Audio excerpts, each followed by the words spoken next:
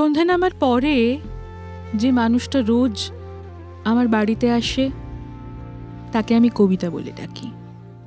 কখনো কাব্য, কখনো ভালোবাসা, কখনো শুধু শব্দ শুনি তার। সে ভেসে আসে, আদর করে যায় আমাকে, প্রথিত করে তার বীজ আমার মধ্যে। সেই দিয়ে আমি গাছ হয়ে উঠি। কখনো কখনো শুধু তৃণ, যে গাছে ফুল হয়, ফল ধরে। ভালোবাসা বিলিয়ে দিই তাদের, যাদের কখনো ভালোবাসা এসে ছুঁইনি। সেই কবিতার ঘরে শব্দের আড্ডা, মনের ঘরে শব্দের কথকতা। নমস্কার, খাপছাড়া নিবেদিত কথকতায় আপনাদের সকলকে স্বাগত জানাই। আজ আরও একটি অন্যতম পর্ব নিয়ে আপনাদের সঙ্গে আমি কৌশানী। ওই সান্ধ্যকালীন কবিতার আড্ডায়। কবিতার সঙ্গে যখন যাপন, তখন মন এমনিতেই ভালো হয়ে থাকে। আর সেই ভালো থাকার আনন্দটুকু নিয়েই আজকের পর্ব শুরু করছি আমার খুব প্রিয় একজন আবৃত্তিকারকে দিয়ে। প্রিয় মানুষও, প্রিয় বন্ধু তো সবার আগে। আমাদের সঙ্গে রয়েছেন বিশিষ্ট আবৃত্তিকার এবং খাপছাড়া পরিবারের খুব প্রিয় বন্ধু শুভদীপ চক্রবর্তী। নমস্কার। নমস্কার। নমস্কার, স্বাগত। হ্যাঁ, খুব ভালো লাগছে আজকে এই যে ফ্লোরেতে এসে। একটা তোমাদের সঙ্গে তো আত্মিক একটা যোগাযোগ আছে, সেই যোগাযোগটা আজকে পূর্ণতা পেল, কবিতার হাত ধরে পূর্ণতা পেল। তোমার সঞ্চালনা যেভাবে প্রবাহ এগিয়ে নিয়ে যাবে সেইভাবে আমি শুনবো। তারপর আমরা আজকে নিছক দুজনে মিলে গল্প করব এবং তোমার থেকে কবিতা শুনবো। হ্যাঁ, নিশ্চয়ই। এবং আমার মনে হয় যে এই যে কথকতার কথা, মানে আসল কথা, যেটা মনের ঘরে শব্দের আড্ডা, এই শব্দগুলোই আমাদেরকে কোথাও গিয়ে একে অপরের সঙ্গে একটা সাঁকো তৈরি করে বেঁধে রেখেছে। তা তো নিশ্চয়, কারণ ওই যে আবেগের সঙ্গে আবেগের সমন্বয়ই তো তারা ফুটে ওঠে। আমি মনে করি ওই যে তুমি যে ছবিটা আঁকছো, সে ছবিটা আমার মনের মধ্যে কোথাও গিয়ে একটা অনুরণন তুলছে। সেটাই তো আমাদের আত্মিক বন্ধনটা, ওই সেতুটা, ঝংকার। তোমার ওই অনুরণনের শব্দ ধরে আমার মনে হলো আমি ছবিটা ওই তোমার সঙ্গে আঁকলাম। একদম ঝংকার। একদম ঠিক আছে, সেই ঝংকারেই আমরা রবীন্দ্রনাথের কথাই বললাম, কিন্তু ঝংকার। হ্যাঁ, তাহলে রবীন্দ্রনাথের কবিতা কি শুনবো প্রথমে? হ্যাঁ, সেই প্রসঙ্গেই আসছিলাম, কারণ রবীন্দ্রনাথের কবিতা পড়েই মনে হয়েছিল যে মঞ্চে আবৃত্তি করব। এবং দেখো, আজকে পথ চলতে চলতে স্টুডিওতে আবার এসে পৌঁছেছি। রবীন্দ্রনাথের গীতাঞ্জলি কাব্যগ্রন্থের এই কবিতাটি আমরা অনেকেই জানি, সেই কবিতাটি দিয়েই শুরু করছি। 23 সংখ্যক কবিতা গীতাঞ্জলির। অমন আড়াল দিয়ে লুকিয়ে গেলে চলবে না, এবার হৃদয়ে মাঝে লুকিয়ে বসো, কেউ জানবে না, কেউ বলবে না। বিশ্বে তোমার লুকোচুরি, দেশ বিদেশে কতই ঘুরি, এবার বলো আমার মনের কোণে দেবে ধরা, চলবে না। আড়াল দিয়ে লুকিয়ে গেলে চলবে না, জানি আমার কঠিন হৃদয় চরণ রাখার যোগ্য সে নয়। সখা, তোমার হাওয়া লাগলে হিয়ায় তবু কি প্রাণ গলবে না? না হয় আমার নাই সাধনা, ঝরলে তোমার কৃপার কণা, তখন নিমেষে কি ফুটবে না ফুল, চকিতে ফল ফলবে না? আড়াল দিয়ে লুকিয়ে গেলে চলবে না। সাধু সাধু। একটা কথা আমি নির্দ্বিধায় বলতে পারি, খুব কম সংখ্যক মানুষ আছেন যাদের কবিতা আমার খুব ভালো লাগে। এটা একটা স্বীকারোক্তি। শুভদীপ কিন্তু তাদের মধ্যে একজন। আমি যখন প্রথম ওর কবিতা শুনি, আমার প্রথমেই মনে হয়েছিল যে ঠিক এই শব্দ চয়নই আমি বহুদিন শুনতে চেয়েছি, কিন্তু পারিনি। আসলে এই প্রসঙ্গে আসি শুভদীপ, রবীন্দ্রনাথের কবিতা আবৃত্তি অনেক ক্ষেত্রে দেখেছি একটা ম্যানারিজমকে ভীষণভাবে ফলো করা হয়। এটা আমি তর্ক বিতর্কের খাতিরে যাচ্ছি না, কিন্তু কথকতায় যখন কবিতা নিয়ে আলোচনা করব এবং কবিতা শুনবো, তখন এই ছোট ছোট বিষয়গুলো নিয়ে আমার মনে হয় একটুখানি আলোচনা হওয়া প্রয়োজন। নিশ্চয়ই প্রয়োজন।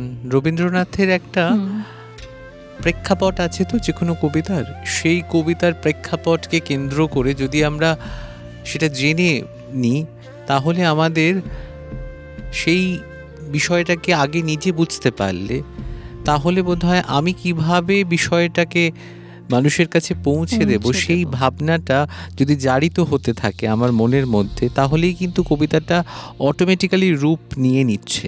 কিন্তু সেটা মুশকিল হয় ওই সংযোগটা, যেটা পড়াশোনার সংযোগটা, এবং যে রবীন্দ্রনাথের যে বিভিন্ন কাব্যগ্রন্থ আছে সেই কাব্যগ্রন্থের কবিতাগুলো যদি শুধুমাত্র আমরা কি করি, আমাদের কোনো একটি অনুষ্ঠান বা কোনো একটি বিষয় মানে যখন আমাদের প্রয়োজন পড়ে তখন আমরা যেন কবিতাটিকে আয়ত্ত করছি, অথচ কিন্তু আমাদের একটা নিভৃতে চর্চা বা ওই কাব্যগ্রন্থকে জানার যে একটা নিরলস প্রচেষ্টা, সেটা তো নিভৃতে চালিয়ে যাওয়া যায় বলেই মনে করি। কিন্তু সেটা করলেই কিন্তু অটোমেটিক্যালি তোমার যেন তো বোঝা হয়ে যায়। আমার এইটুকু তো মনে হয়। কারণ তুমি গীতাঞ্জলি থেকে কবিতা পড়লে, আমি শুধু গীতাঞ্জলির কথা বলবো না, এটা আমার ব্যক্তিগত উপলব্ধি বলতে পারো।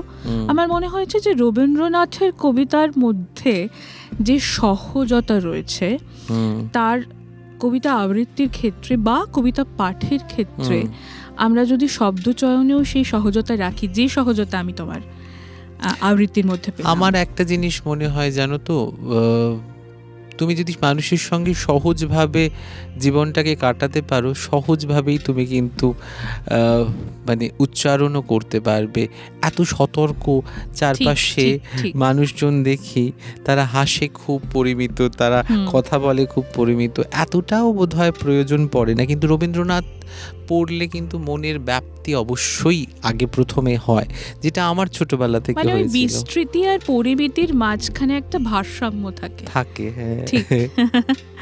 আমরা এই ধরনের আলোচনায় আরো আসবো, আলোচনায় থাকবো, তবে তার আগে আরো একটা কবিতা শুনি। নিশ্চয়ই।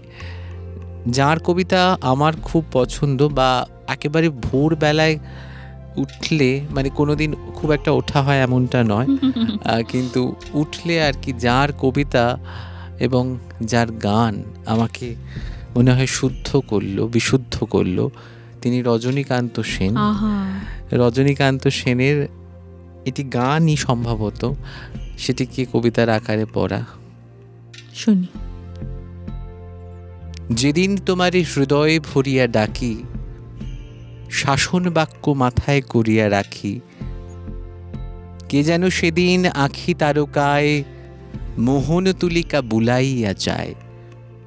সুন্দর তবু সুন্দর সব, যেদিকে ফিরাই আঁখি, স্ফুটতর ওই নবনীলিমায়, উজ্জ্বলতর শশধর ভাই, সুমধুরতর পঞ্চমে গায়ে, কুঞ্জ ভবনে পাখি, দেহ হৃদয়ে পাই নববল, দূরে যায় ক্ষুদ্রতা ছল, কে যেন বিশ্ব প্রেম ও সরল, প্রাণ দিয়ে যায় মাখি, যেন তোমার পুণ্য পরশ করে তোলে এই চিত্ত হরস, উথুলিয়া উঠে বক্ষে সরস, বিবশ হইয়া থাকি, যেদিন তোমারে হৃদয়ে ভরিয়া ডাকি, শাসন বাক্য মাথায় করিয়া রাখি। কি অপূর্ব কথা! এটা বাণী বলে একটি কাব্যগ্রন্থ ওনার 1902-তে, সেটাতে কিন্তু এটা জায়গা আছে, সংকলিত আছে।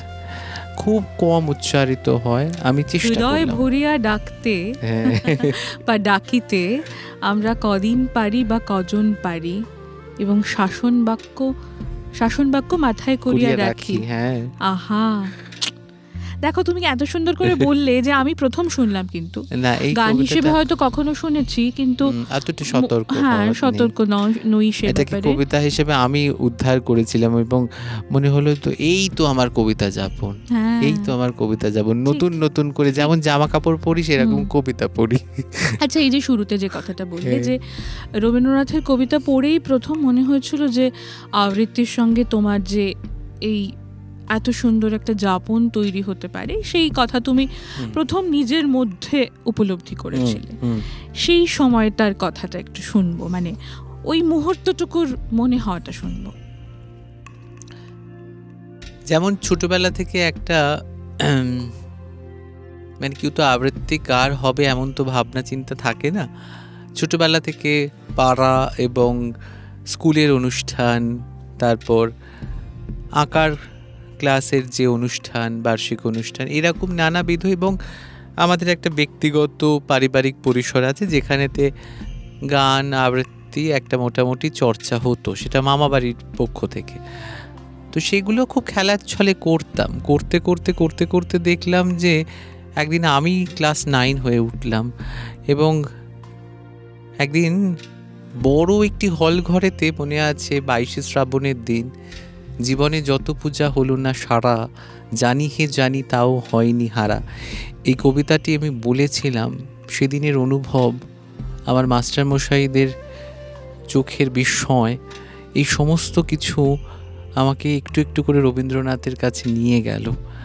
এবং ভাবতে অবাক লাগে যে আমি তো ভাবিনি, বাবা কিন্তু বলতেন, দাদু আমাকে রবীন্দ্রনাথের ওই একটা নীল কভারওয়ালা সঞ্চয়িতা দিয়েছিলেন, বলেছিল যে তুমি পড়ো, প্রতি রোববার মুখস্থ করো। আমার মুখস্থ করার অভ্যাসটা সেই ছোটোবেলা থেকে, তখন বুঝতাম না।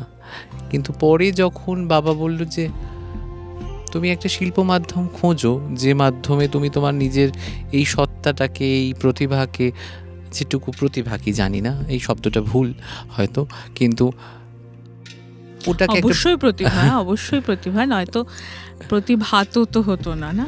হ্যাঁ, এবার সেইটাকে আর কি প্রকাশ করার যে একটা জায়গা দরকার পড়ে, তো বললো স্বতন্ত্র একটা শিল্প মাধ্যম খোঁজো যেখানে তুমি তোমার মতো কাজ করতে পারবে। এইটুকু বাবা বলেছিল। বাবা যে কবিতা খুব পড়েন বা এমন কিছু করেন, বাবা নাটক হয়তো পড়েন, বাবা একটা অন্য জগতের মানুষ সম্পূর্ণ, কিন্তু বাবা ওইগুলো সমর্থন করতেন।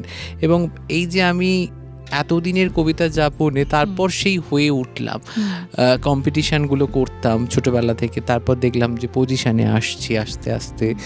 তারপর একটা কলকাতায় যখন কলেজে পড়তে আরম্ভ করলাম, আশুতোষ কলেজ ছিল, সেই সময়ে আমার মনে হলো যে জেলা স্তর থেকে একটু কলকাতায় গিয়ে চর্চা করাটা দরকার। আমার সৌভাগ্য হয়েছিল আমার শ্রদ্ধেয়া বিজয়লক্ষ্মী বর্মন, তার আমার সান্নিধ্য এবং ভবানীপুর শিশুকুতে আমি বহুদিন চর্চা করি এবং এখনো বিজয়লক্ষ্মী। আমি এটাই জিজ্ঞেস করতে চাইছিলাম, তার কারণ তোমার উচ্চারণ এত সুন্দর। কবিতা তো অনেকেই পড়েন, আবৃত্তি অনেকেই করেন, কিন্তু উচ্চারণে খামতি আমি যদিও এমন কেউ নই যে উচ্চারণের খামতি ধরবার, কিন্তু যেহেতু আমি উচ্চারণ নিয়ে খুব খুঁতে, সেই জন্যে সেটা ধরা পড়ে এবং চেষ্টা করি। আমার গুরু শ্রীমতী চৈতালি দাশগুপ্ত, আমি চেষ্টা করি যে, এবং নাটক নিয়ে পড়াশোনাকালীন অধ্যাপক অমর্ত্য মুখোপাধ্যায়ের সান্নিধ্য পেয়েছি দীর্ঘদিন। তাদের উচ্চারণ, তাদের কণ্ঠ এবং তাদের পাঠ তো কি বলবো, সেটা নিয়ে বলবার আমার ধৃষ্টতা নেই। তাদের কাছ থেকে যখন শিখেছিলাম তখন আমার মনে হয়েছিল যে উচ্চারণটা সঠিক করাটা আমার দায়িত্ব, অ্যাবসলিউটলি দায়িত্ব। হ্যাঁ, তারপর শুনবো। তো সেইটা ওই তখন কিন্তু ওই মনে হলো যে রবীন্দ্রনাথের কবিতা বেশ কিছু পড়তে আরম্ভ করলাম কলেজ জীবনে, চর্চা করতে। আমাকে উনি বলেছিলেন তুমি 6 বছর কোনো অনুষ্ঠান করবে না। আমি কিন্তু খুব বাধ্য, এমনি বাধ্য মানে কিন্তু ওই আর কি 6 বছর যাতায়াত করা এবং কলেজ করা, মাস্টার্স করা, এইগুলোর মধ্যেই করতে করতে সময় কেটে গেল। এবং বেশ বিকেলটা বুধবার করে বিকেলে যেতাম, উনি নতুন নতুন কবিতা দিতেন এবং আমি 3 সপ্তাহের মধ্যেই প্রায় সেগুলোকে একটা মোটামুটি ফরম্যাটে দাঁড় করিয়ে ফেলতাম। উনি বলতেন, আবার একটা কবিতা, 1 মাসেতে 2টো কবিতা? তাহলে হ্যাঁ, তো এই করতে করতে ওনার সঙ্গেও একটা হৃদ্যতা তৈরি হলো, আমার কান মন তৈরি হলো। এবং এইটা তৈরি হওয়াটা খুব খুব গুরুত্বপূর্ণ। হ্যাঁ, কিন্তু আমি শুনতে যেতাম জানো, মানে ওই সময় থেকে ভবানীপুরের নন্দন রোডেতে ক্লাস করে আমি কিন্তু হেঁটে হেঁটে রবীন্দ্র সদনে কি হচ্ছে, বাংলা একাডেমিতে কি হচ্ছে শুনতে যাওয়াটা, ওইটা আমি এখন মনে করি ভীষণ কাজে এইটা আমি দিয়েছে। দর্শকদের একটা বার্তা দিতে চাই। মানে শুভদীপ এত সুন্দর একটা কথা বললেন। এখন আমরা না শুনি না, আমরা বলি বেশি। আমাদের শ্রোতা হওয়া আগে খুব প্রয়োজন। আমাদের শুনতে হবে কারা কি বলছেন এবং কোনটা ভালো কোনটা খারাপ, তার কান তৈরি হওয়াটা খুব প্রয়োজন। নয়তো আমরা বুঝতে পারবো না যে আমরা অনেক সময় খারাপটাকেই এখন ভালো ভেবে বসে থাকি ভীষণভাবে। আমি দেখেছি অনেক সময় সেগুলো হয়তো কিছু ক্ষেত্রে হয়তো করা হচ্ছে, সমষ্টিগত কিছু মানুষজন সেগুলো প্রশ্রয় দিচ্ছেন বলে একেবারেই মনে হয়। তারপরেও তুমি যে স্বতন্ত্র, তুমি যে একটা আলাদা মানুষ, সেটাকে কিন্তু তুমি প্রকাশ করতেই পারো তুমি যদি তোমার মতো করে থাকো। অনেক রকম প্রতিবাদ হয়, শান্তভাবেও প্রতিবাদ হয়, সেই প্রতিবাদই নয় হয় করি আমরা তো আমাদের কবিতার মাধ্যমে সেই প্রতিবাদ করি। আরেকটা কবিতা শুনি, হ্যাঁ, তারপর নিশ্চয়ই। আমাদের গল্প আবার একদম একদম চলবে। কারণ এই কথা বলতে বলতেই মনে পড়ে গেল যে সুকান্ত ভট্টাচার্যের শতবর্ষ চলছে। হ্যাঁ, শতবর্ষে এই কবিতাটি আমার খুব বলতে ভালো লাগে। কবিতাটির মধ্যে কি অসম্ভব সত্যি কথা লুকিয়ে আছে, চারপাশটা যখন তাকিয়ে দেখি সেটাই মনে করি যে কত বছর আগে লিখে গিয়েছিলেন। ব্ল্যাক মার্কেট, কবি সুকান্ত ভট্টাচার্য।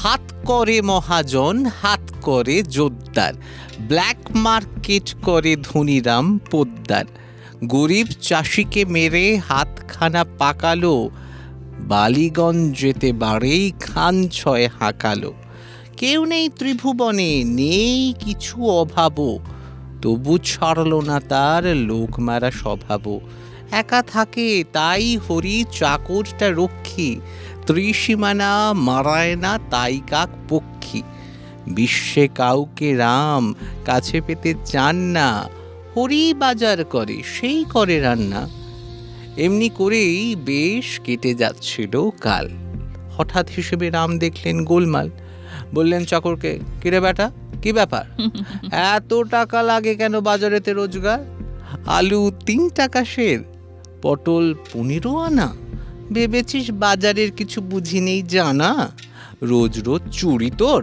কত ভাগা বজ্জাত, হাসছিস, এক্ষুনি ভেঙে দেবো সব দাঁত। খানিকটা চুপ করে বলল চাকর হরি, আপনারই দেখা দেখি ব্ল্যাক মার্কেট করি। দারুণ কবিতা। এটা আমার অন্যতম প্রিয় কবিতাও হ্যাঁ। বটে এবং খুব প্রযোজ্য কবিতাও বটে। অপূর্ব লাগছে এই সময়টা এবং সন্ধেবেলা কবিতা, সঙ্গে 1 কাপ চা, খাপছাড়ার পর্দায় কথকতা, মনের ঘরে শব্দের আড্ডা। আজকের অতিথি শুভদীপ চক্রবর্তী।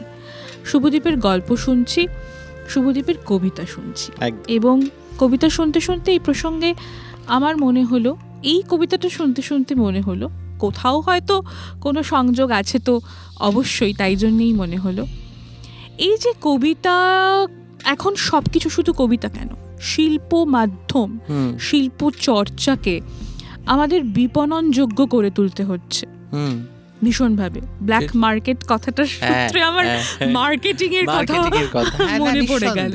সময়ের নিরিখে তো আমাদেরকে সেটা করে মানে করে তুলতে হচ্ছে এবং সেটির যেমন ভালো দিক তো ডেফিনেটলি আছে, আবার অন্য দিকও আছে। হ্যাঁ, তুমি মানে তোমার দর্শনে তুমি কিভাবে দেখছো বিষয়টা? না, আমার কাছে তো এটা খুবই ভালো জিনিস। কোনো বিষয়টিকে নিয়ে যদি মানে আমি একটুখানি এলাবোরেটলি যদি তোমার কাছে জানতে চাই, তাহলে আমি বলতে পারি স্পেসিফিক্যালি নির্দিষ্টভাবে যেটা আমি জানতে চাইছি যে কবিতাকে বিপণনযোগ্য করে তোলার জন্য তো অনেক সময় বিকৃতি হচ্ছে, সেটা কতটা সমর্থনযোগ্য? না, সেই বিষয়টা কিন্তু আমি কোনো সময় সমর্থন করছি না, কারণ সত্যিই তো কন্টেন্টের মধ্যে অনেক সময় অনেক কথা যেটা থাকছে সেটা তো আদৌ অরিজিনালটা নয়, ঠিক। সেটা একটা কারণ। এবং তা সে হয়তো কবিতাটার সঙ্গে তার সংযোগই হয়নি, তার পোশাকের এত বেশি আর কি আধিক্য, সেটা মনে হচ্ছে কবিতাকে কোথাও ছাপিয়ে যাচ্ছে। এই বিষয়টা মানে করতে করতে করতে করতে একটা সময় জানো তো, মানুষের তো কান মন সঠিক জিনিসকে খুঁজে নেয়, এটা আমি খুব বিশ্বাস করি যে কোনো ক্ষেত্রে। ঠিক আছে, বিকৃত করে বলছেন বা হয়তো তেমনভাবে পৌঁছানো উচিত, যেভাবে পৌঁছানো উচিত সেভাবে পৌঁছচ্ছে নাই ধরে নিচ্ছি, কিন্তু একটা সময় মানুষ কিন্তু আসল জিনিসকেই কিন্তু খুঁজে নেবে, সেই সময়ের প্রতীক্ষা আছে। কারণ ওই যে পুরনো জিনিসই কিন্তু ফিরে আসছে, আসছে। সুতরাং আমি এইটাতে বিশ্বাস করি, তুমি তোমার কাজটুকু যেটুকু করে যাচ্ছ মন দিয়ে যদি করো, আমাদের সঠিক জিনিসটা পৌঁছে দিতে হবে। এবার সময়ের প্রতীক্ষা, সময় একটা বিরাট জিনিস, সময় সবকিছু দিয়ে চলে যায়, হয়তো আমাকে ওই সময়ের দিয়ে যাবে, বা আমাকে কেন, যাকেই আর কি, যারা চর্চা করছেন তাদেরকে, কিন্তু বৈভবের জন্য যে আমি চর্চায় যুক্ত হব, এই নেশা বড় মারাত্মক, চারপাশে বড় দেখি। কিন্তু ভালোবেসে যদি কাজটা করা যায়, তার জন্য আর আমার মনে হয় বৈভবের প্রয়োজন হয় না, দরকার নেই। তবে বিপণন খুব প্রয়োজন। হ্যাঁ, অবশ্যই বিপণন। আমি এই কথোপকথনের মাধ্যমে যে বার্তাটুকু দিতে চাই, মানে আমি তো বরাবরই চাইছি যে যেন আমাদের কথোপকথন হচ্ছে কথকতায়, সেগুলো যেন মানুষের কাছে সঠিক বার্তা দিতে পারে, ভালো কবিতা শোনার পাশাপাশি। সেই জন্য আমার মনে হয় যে এই যে তুমি বললে যে বৈভবের যেরকম প্রয়োজন নেই, কিন্তু বিপণনেরও প্রয়োজন রয়েছে, সেখান থেকে আমরা এই সারমর্মে আসতেই পারি যে অন্তরের বৈভবটুকু বাদ দিয়ে বা ওই পরিমিতিটুকু রেখে অন্তরের ভালোবাসা দিয়ে যদি আমরা কাজটা করতে পারি, সেটা আপনা থেকেই বিপণনযোগ্য হয়ে ওঠে। হ্যাঁ, আপনা থেকে যা হয়ে ওঠে সেটাই ভালো। ওই স্বতঃস্ফূর্তভাবে যা হয়ে ওঠে তার কিন্তু লংজিবিলিটি অনেকটা বেশি, এটা আমি খুব মনে করি। আর এই বিপণনের প্রসঙ্গেই আমার মনে পড়লো, খাপ ছাড়াতেও যেহেতু বিপণন খুব গুরুত্বপূর্ণ, তার সঙ্গে সঙ্গে খানিক সাজ, যেখানে বৈভব নেই। আমাকে আজকে সাজিয়েছে স্ত্রী বুটিক, তাদেরকে অনেক অনেক ধন্যবাদ এত সুন্দর একটি শাড়ি আমাকে উপহার দেওয়ার জন্য। তোমার কথার থেকে খুব ভালো কয়েকটা বিষয়ে আমরা পেলাম এবং আশাবাদী হলাম। না, আমাদের আশাবাদী হতেই হবে, কারণ এই শিল্পের এখনো পর্যন্ত সেইভাবে গুরুত্ব কিন্তু পৌঁছয়নি বলেই মনে করছি। এই ফ্লোরেতে দাঁড়িয়ে, এই অনুষ্ঠানে দাঁড়িয়েও এই কথাটা বলছি, যেটা দেখছি বাস্তবটা বলছি, কিন্তু আগামী সময় নিশ্চয় সেটা পৌঁছবে, কারণ আমাদের কবিতা বলার ধরনও তো পাল্টেছে। অবশ্যই পাল্টেছে, কিন্তু এর পাশাপাশি এটাও আমার মনে হয় সকলের মনে রাখা প্রয়োজন যে সব কিছু যে নিজে তুমি বললে যে রবীন্দ্র সদনে তুমি শুনতে যেতে, ওই কান আর মনকে তৈরি করা খুব প্রয়োজন, ভীষণ প্রয়োজন, না হলে তো হবে না। তো মানে কোন শিল্পী, মানে কোন আমাদের প্রণম্য মানুষেরা কেমন করে ডেলিভারি করছেন, কেমন করে উচ্চারণ করছেন, এই সমস্তটাই, সবটাই। হ্যাঁ, তোমার সঙ্গে আড্ডা দিতে দিতে মনে হচ্ছে আড্ডাটা চলতেই থাকুক, কেননা ওই যে বললাম যে আমাদের ঝংকার, তরঙ্গের ঝংকার মিলে গিয়েছে, কিন্তু আমাদের তো সময়ের হাতে বাঁধা থাকতে হয়, সেই জন্যে শেষ করব, কিন্তু কবিতা শুনতে শুনতেই শেষ করব। আচ্ছা, আর এইটুকু তোমার কাছ থেকে কথা নিয়ে রাখবো এবং তোমায় কথা দিয়ে রাখবো যে আমরা যেন এই কবিতার কথকতায় আবার তোমাকে একদিন পাই এবং আমরা আরো সুন্দর সুন্দর কিছু বিষয় আড্ডা দিতে পারি, আলোচনা করতে পারি। অবশ্যই, এই তো আমারও পরম পাওয়া, আজকে যেমন পাওয়া হলো। শেষ করি, এই যে উত্তরাধিকার সূত্রে অনেক কিছু দিয়ে যাওয়া যায়, যেমন কবি বলছেন এই কথাটি। আমি শেষ করি আজকের নিবেদন সুনীল গঙ্গোপাধ্যায়ের উত্তরাধিকার। নবীন কিশোর, তোমাকে দিলাম ভুবন ডাঙার মেঘলা আকাশ, তোমাকে দিলাম বোতামবিহীন ছেঁড়া শার্ট আর ফুসফুস ভরা হাসি। দুপুর রৌদ্রে পায়ে পায়ে ঘোরা, রাত্রের মাঠে চিত হয়ে শুয়ে থাকা, এসব এখন তোমারই। তোমার হাত ভরে নাও আমার অবেলা, আমার দুঃখবিহীন দুঃখ, ক্রোধ, শিহরণ। নবীন কিশোর, তোমাকে দিলাম আমার যা কিছু ছিল আভরণ।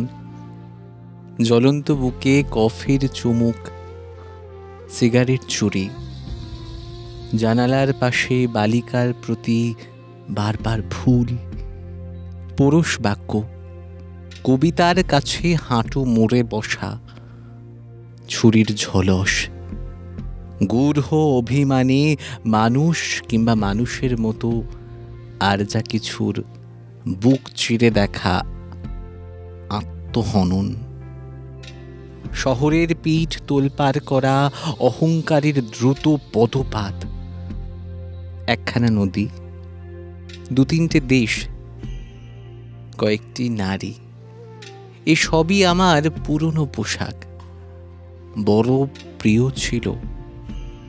এখন শরীরে আঁট হয়ে বসে, মানায় না আর। তোমাকে দিলাম নবীন কিশোর, ইচ্ছে হয়তো অঙ্গে জড়াও, অথবা ঘৃণায় দূরে ফেলে দাও, যা খুশি তোমার। তোমাকে আমার তোমার বয়সী সব কিছু দিতে বড় স্বাদ হয়। অপূর্ব। তোমাকেও আমার তোমার বয়সী সব কিছু দিতে বড় স্বাদ হয়। সেই তুমি আমার কে আমার জানা নেই, কিন্তু তোমার জন্য সেই ভালোবাসাটুকু আমার রাখা রয়েছে। ঠিক। তো আজকের পর্ব শেষ করব, কিন্তু তার আগে তোমাকে ধন্যবাদ জানাই। আমাদের ধন্যবাদের সঙ্গে থেকেও ভালোবাসা, ভালোবাসা তো অবশ্যই অবশ্যই। এই কথা আরো বেশি পূর্ণতা পাক এবং আরো এরকম আমাদের মতো শিল্পীরা, বাচিক শিল্পীরা, প্রণম্য মানুষেরা এই স্টুডিওতে আসুক, এই শ্রীবৃদ্ধি কামনা করি। অনেক ধন্যবাদ। এই শ্রীবৃদ্ধি আমাদের পাওনা, আমাদের একমাত্র চাওয়া, এবং আপনাদের কাছেও আমাদের ওই একটি মাত্রই চাওয়া, আমরা যেন সুস্থ এবং সুন্দর একটি শিল্প, সংস্কৃতি, কৃষ্টি আপনাদের উপহার দিতে পারি খাপছাড়ার মাধ্যমে। কথকতা আমাদের নতুন অনুষ্ঠান, মনের ঘরে শব্দের আড্ডা আপনাদের সঙ্গে চলতে থাকুক। ভালো থাকবেন, দেখা হচ্ছে আগামী সপ্তাহে।